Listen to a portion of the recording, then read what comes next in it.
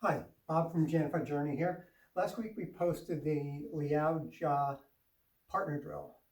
We did get some very good pointers back from Lao Shi and one of his senior instructors in the UK. We incorporated them into our practice. I'm going to go over those with you in this video, and then you'll see Neil and I actually trying to incorporate them into our practice because, boy, they were game changers. Let's go over them. The first thing is on the initial deflection. It came back, that was all good.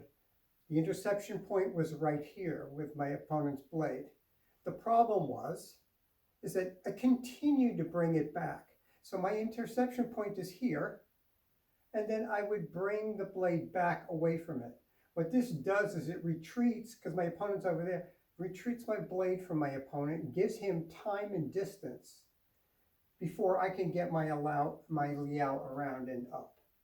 So the big thing that we need to do on the Liao is make it shorter, make it smaller and concise, rotate around the interception point. So when I come in here and I block right here, so here's my interception of his blade.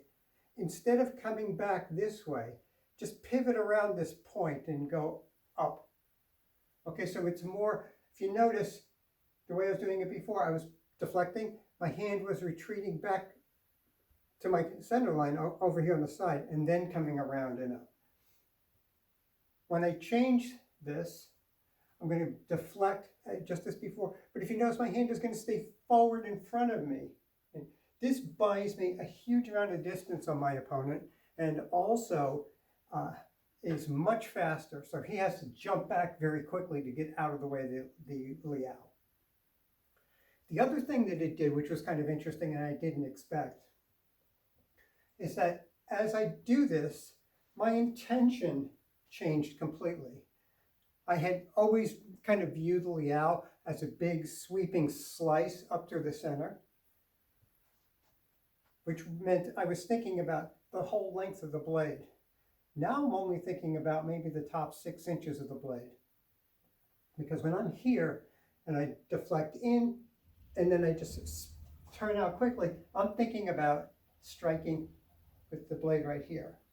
This also allows me to, actually takes me out of the mindset of a big sweeping cut.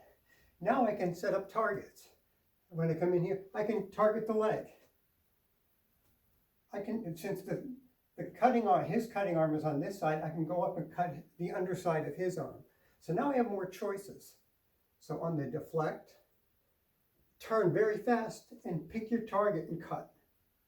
Okay, so that was number one. It's kind of eye-opening because the distance you gain on your opponent is so big and the timing is cut so short, your opponent really has to jump back. The second thing that was interesting about that first adjustment helped fix the second one.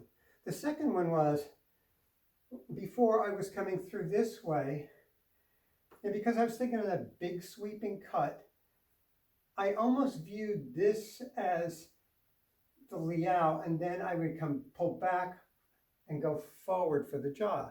So if you notice, my blade was coming, let's see, it was coming, I'll start over. Nice big, I was going this way, coming here, and my hand would come back right here. That's giving him space and time. What I want to do is, when I come around, keep that there. Okay, so you want to see my blade is over here. I don't need to pull back over here. I don't want to pull back over here. It's interesting, by going through and changing the intention of my cut. If you notice where my hand is now, it's way out in front of me. Before I would do this, I would come in this way, it would be over here, and then I'd pull it back and go. Now, when I change my intention here, my jaw is already out. I'm already pointed at my target. So I don't have to retreat anymore. From here, now I can go straight in and then come back. So that was a big eye-opener for me as I was practicing, because it's so much faster. And if you think about it, when I'm doing that, the Liao, so like this, your opponent has no room and will have to jump back because you're coming so much further in to his territory. Then when I do that jaw, there's no time left because that jaw, when it's coming at me, is like right here. I need to deflect that as fast as possible so that I can go around again.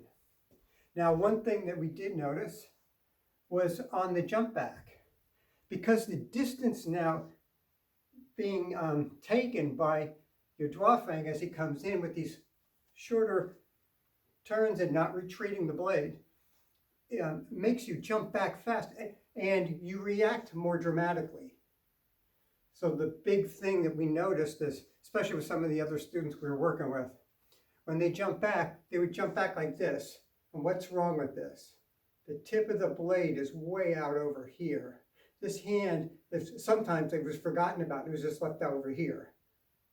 So what happens is, this hand is open to be cut because the opponent's blade is coming this way. This hand is open, number one.